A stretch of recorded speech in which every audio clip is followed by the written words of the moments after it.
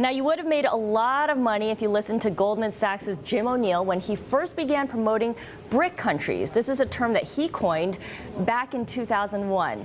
The MSCI BRIC index has soared 367% since then, far outpacing the 22-country emerging markets index. And that has led some to refer to Jim's outlook as the call of the decade. Well, Jim joins us now by phone from London to tell us what lies ahead for emerging markets and BRICS in particular this decade. And Jim, first off, China, of course, the big success story of the last decade among the BRIC countries.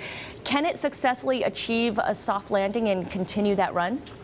Well, I think that's going to be quite a challenge for 2010. If you look at the data that we're seeing from China, they have the opposite problem of many developed countries in particular. The economy is on fire. We've had Purchasing Managers Index over the weekend up at 56.6, again stronger than expected.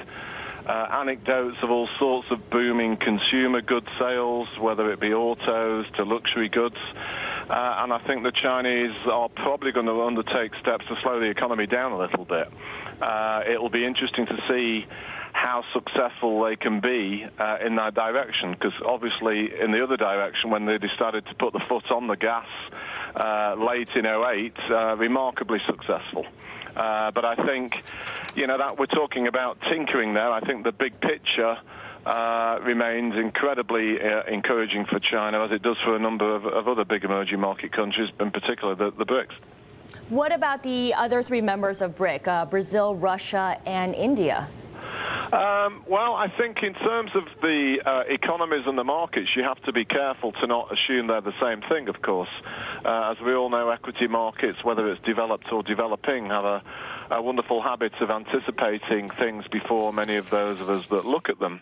And in terms of this year, the BRIC equity market we favour most is Russia, which is the one of the four that people are always sending me emails saying I should drop from the acronym. But we think Russia's fundamentals look best in terms of the market, because their central bank is not going to be tightening monetary policy anytime soon. In fact, they're continuing to ease monetary policy, and with oil prices very strong, the combination is very favourable.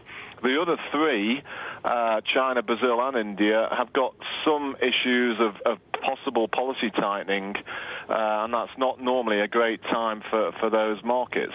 That being said, if you go beyond the next year, and as you started out by mentioning, the whole decade, the fundamentals for the other three countries are spectacular, in my opinion, whether it be China, Brazil or India. And I think the big debate in my own head, as I expressed in something I wrote late before the turn of the year, is whether China will outpace those countries as much. I think you could argue that the fundamental long-term outlook this decade for both Brazil and India is also incredibly favourable.